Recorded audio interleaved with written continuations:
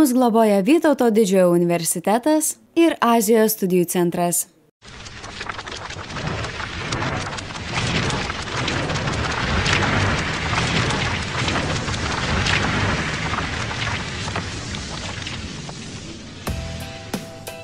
Radom grybą.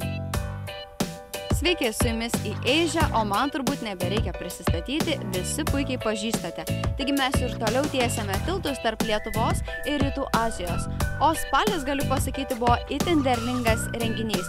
Visur lėkėme, filmavome, montavome, kalbinome, o Kaunas tiesiog ūžė nuo renginių. Japonų džiutamai pasirodymas, taip pat svečiai iš Kinijos, Jemeno miesto, Pietų Korėjos šiuolaikinio šokio pasirodymas ir be abejonės Vytauto didžiojo universiteto Azijos studijų centro organizuota Azijos savaitė. Taigi buvo kur paganyti akis ir kameras. O visą tai galite rasti mūsų YouTube paskyroje. Paieškos laukelėje įvedę žodį /Asia. Taip pat mūsų draugai turi jums siurprizų, bet apie tai laidos pabaigoje. O šiandien jums parodysime reportažą ir interviu specialiai į Asia laidai su japonų grupe Jeje, kuri yra beprotiškai įsimylėjusi Lietuvą. Už tai turime dėkingi būti Now Japan organizatoriams. Paplokime jiems.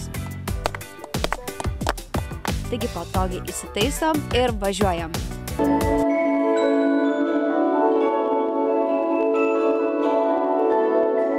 Niūrų rudens vakarą savo nuoširdumu ir kerinčią muziką Vytauto didžiojo universiteto Romanovo salę užpildė pirmą kartą Kaune viešinti grupė Jeje. 2 years ago, my friend, he is a photographer, and his name is Hideaki Hamada, and he came. He was invited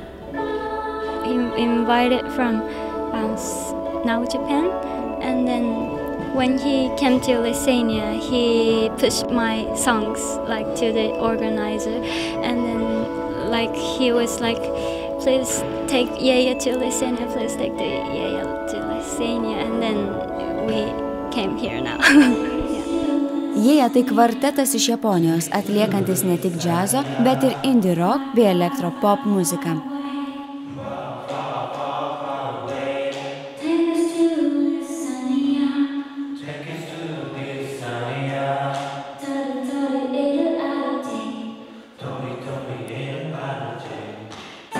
First time the organizer Sergey invited just me, but we were doing music together for a long time, so I wanted to come here with these guys, but there are not much money, so I held the event. It's called Take Yeya Band to Lithuania, and then and then I wrote the song for the event.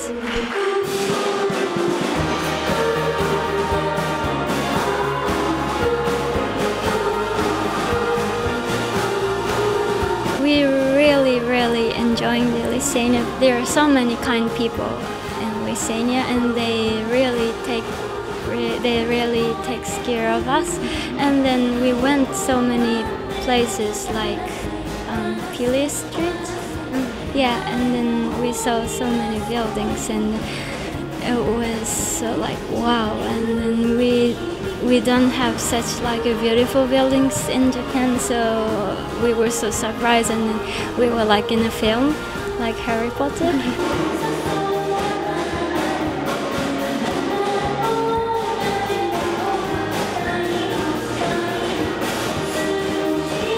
For the pink soup, borscht.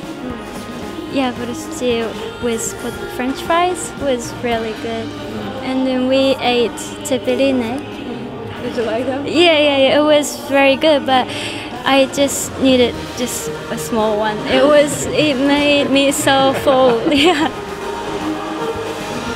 And we love mana. We really love mana, and we bought a lot.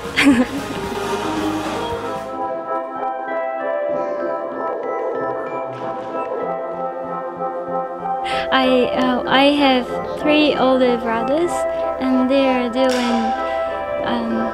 playing musical instruments and they taught me how to play. That's why I started to music.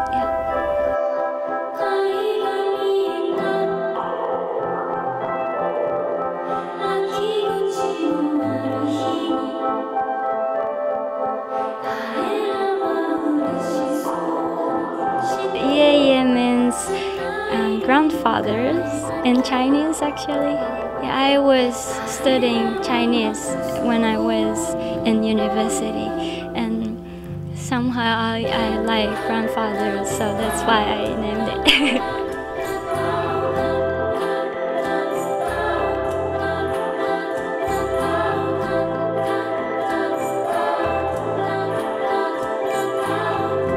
I want my people happy with my music. Yeah.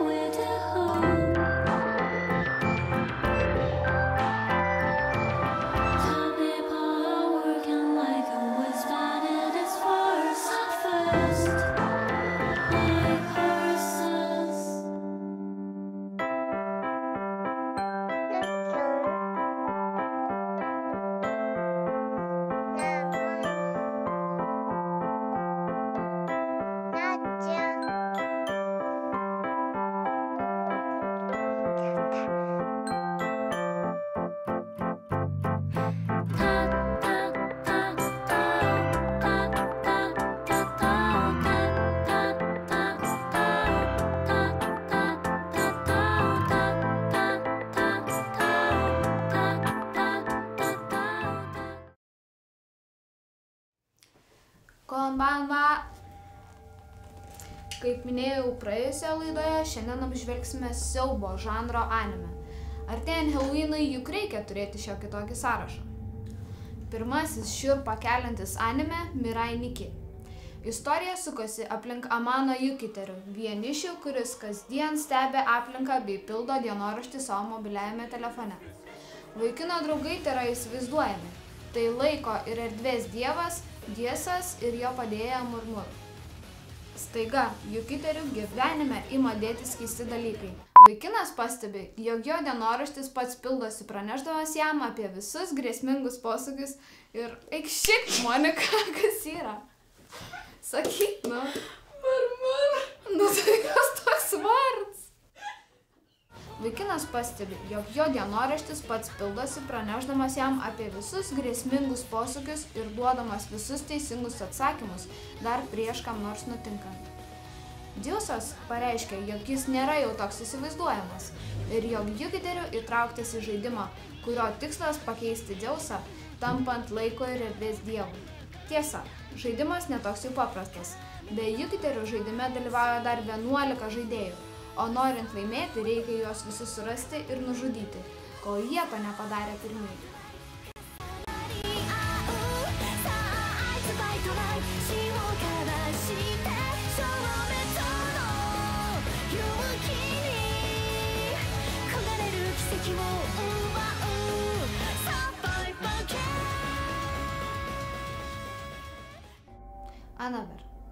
Siužetas orientuotas į vaikiną vardu Sakakibara Koichi. Jis atsikraustė savo gimtąjį miestą. Dėl netikėtos ligos vaikinas praleidžia pirmąjį mokslo metų mėnesį ligoninėje. Jo aplankyti užeina klasės draugai, tačiau jie ima keistai elgtis ir klausinėti keistų asmeninių klausimų. Negana to, Koichis grįžęs į mokyklą ima jausti, jog jo naujojo klasėje jį supa kažkuo gąsdinanti atmosfera. Paslaptis, apie kurią niekas nedrįsta prisipirkti. Klasės centre meili mergina Misaki Mino. Koichis, patrauktas jos paslaptingos auros, siekia prie jos priartėti, tačiau po kurio laiko pastebi, kad niekas be jo nekreipia į ją jokio dėmesio, lyg ją matytų tik jis vienas. Nemeluosiu sakydama, jog baisiausia sąraše yra Corpse Party Tortured Souls. Šią 4 epizodų trukmės OVA galėjote pamatyti ir pavasarinėme Anime Nights renginyje. Istorija ir vėl nukelia į mokyklą. Sena pradinė mokykla buvo nugriauta dėl ją supančių vaiduokliškų legendų, žmogžudysčių bei paslaptingų darbuotojų dingimų. Vietoje jos pastatyta Kisaragi akademija. Lietingą naktį grupiai moksleivių likusių mokykloje viena mergina pasiūlo drauge atlikti užkalbėjimą, kuris juos visus vienys amžinai. Deja, kažkuris ištaria žodžius klaidingai ir staigus žemės drebėjimas nukelia draugus į legendinę Heavenly House pradinę mokyklą, kuri vis dar egzistuoja kartu drauge su mirusiųjų vaiduokliais. Atskirtiems moksleiviams siekiant atrasti kelią namo tenka susidurti su didžiausiamis jų baimėmis ir kovoti su paslaptingomis, net šleikštulį keliančiamis jėgomis. Yamishibai – Japanese Ghost Stories. Galima sakyti, pavadinimas kalba pats už save. Kiekvienas trumpametražis epizodas pasakoja skirtingais mitais ir vietinėmis legendomis grįstas japoniškas istorijas. Kiekvieną savaitę 5 vakaro senas vyras pasirodo vaikų žaidimų aikštelėje ir dviračiu atsiveža tradicinį kamishibai, kas reiškia vizualius užrašus, kuriuose kiekvieną kartą vaizduojama nauja istorija. Tokyo Ghoul siūlo alternatyvų gyvųjų numirusiųjų scenarijų. Netolimoje ateityje skersgatviuose gimsta pogrindinė visuomenė, kurią sudaro naujos rasės individai – gulai. Tai žmonių kūnais mintantis ant žmogiškų galių turintis humanoidai, išvaizda niekuo nesiskiriantis nuo manęs ar jūsų, sėdinčių prie kompiuterio ekranų. Pagrindinis veikėjas Kaneki Ken. Tai patiria savo kailiu, pakliūdamas į Rizės Kamishira pintis. Siužetas lėmė, jog Kaneki tampa gulu ir privalo išmokti gyventi naujajame pasaulyje ir kovoti su pačiu savimi bei instinktu žudyti ir maitinti žmonėmis. Anime pritraukia įspūdingomis kovos scenomis, įtraukiančią istoriją ir mirusių, tačiau žmogiškais demonais apsėstų protagonistų. Spoiler alert. Anime gausu kankinimo scenų, tad jei jums sunku matyti besitaškantį kraują ar nutrauktas galūnes, pasikvieskite draugą žiūrėti kartu. Tik įsitikinkite, kad nebūsite suvalgytas vakarienę. Itadakimasu!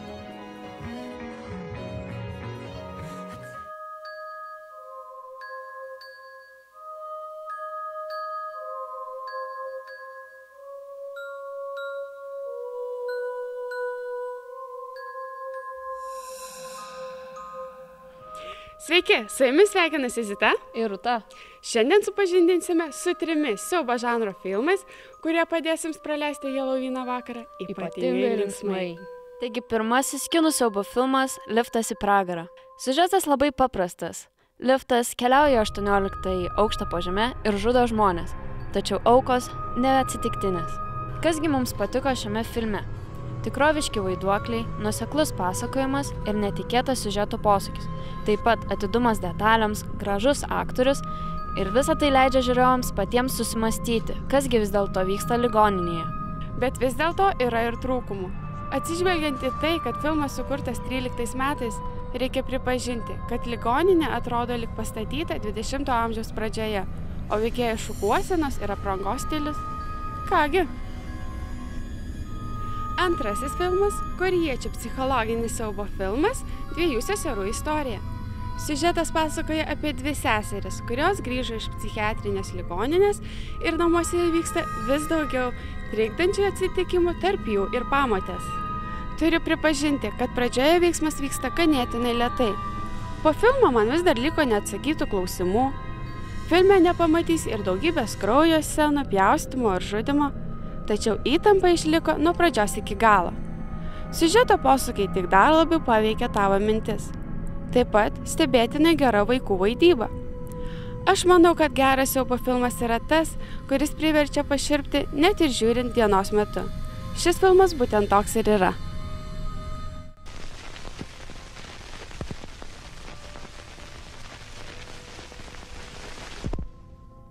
Watashi no umare sodatta Kurozu町。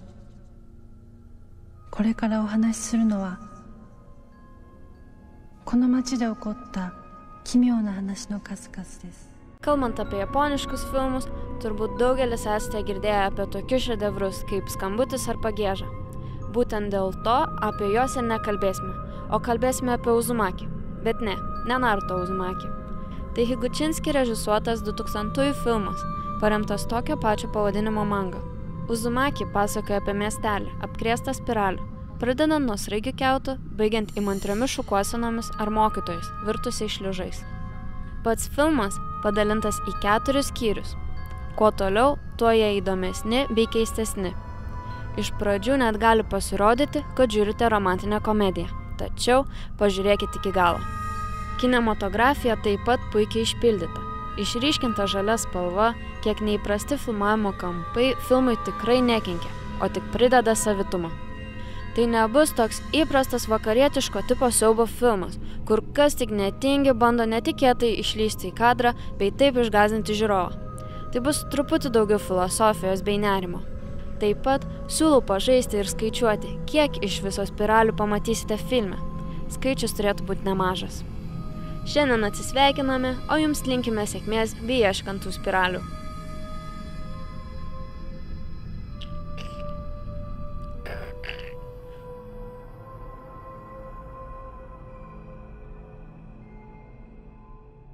Manote, čia daug žmonių? Nuvažiuokite į Šanchajų. Šanchajus – didžiausias pagal populiaciją miestas pasaulyje, kuriame gyvena daugiau nei 24 milijonai žmonių. Per savaitę šitoje vietoje apsilanko tikriausiai daugiau žmonių, nei gyvena Vilniuje.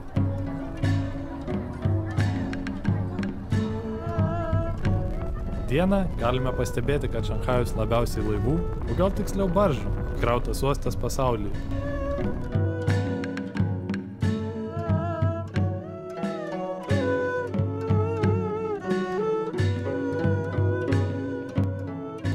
Manote, jog Lietuvoje sunku pereiti gatvę?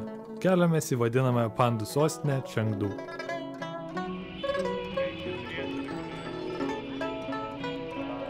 Eismo taisyklės. Pirmenybė teikiama taksi, mašinoms, autobusams, motociklams, mopedams ir pėstiesiems.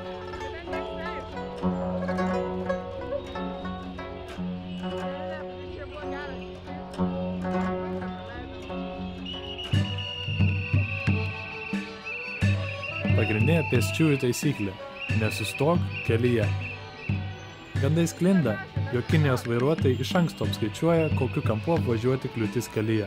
Tikėtina, jog tikimybė būti užkliudyta mašinos tiek einant per raudoną šviesą, tiek per žalią tokia pati. Jis pabėgs, jeigu čia kamps. Man jį reiktų.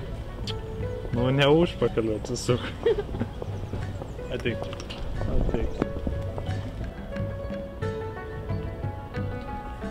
Manote, tik kinai turi pandas? Ne. Lietuvoje mes irgi turime pandą. Pandos – gyvūnėliai tikri tinginiai. Specialiai pandams yra kuriama pornografija, siekiant padidinti jų populiaciją. O šių mielų gyvūnėlių gimtadieniai yra tikra nacionalinė šventė. Ir jos kiekvieną kartą dovanų gauna didelę skanių ledų porciją. Manote, tik lietuviai mėgsta vakarieniauti lauke? Jūs klystat.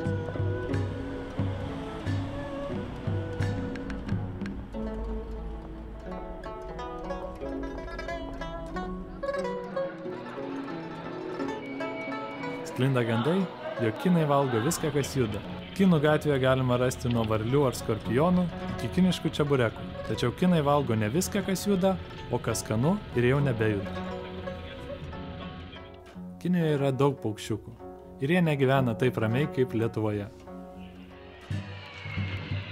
Kinai kaip ir lietuviai mėgsta pralinksminti žmonės, tačiau tam suranda drastiškesnių būdų.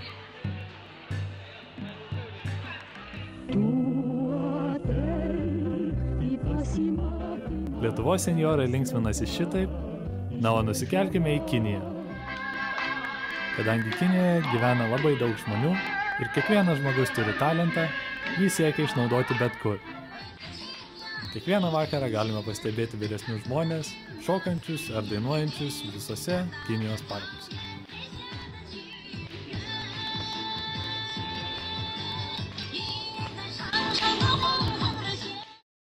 Šiandien tiek, tikimės, kad pasisėmėte žinių, atradote jums naudingos informacijos, o svarbiausia, kad smagiai praleidome laiką. Juk buvo smagu. Buvo labai smagu. Praeitoje laidoje skelbėme konkursą, taigi Vytauto Didžiojo universiteto atributika atitenka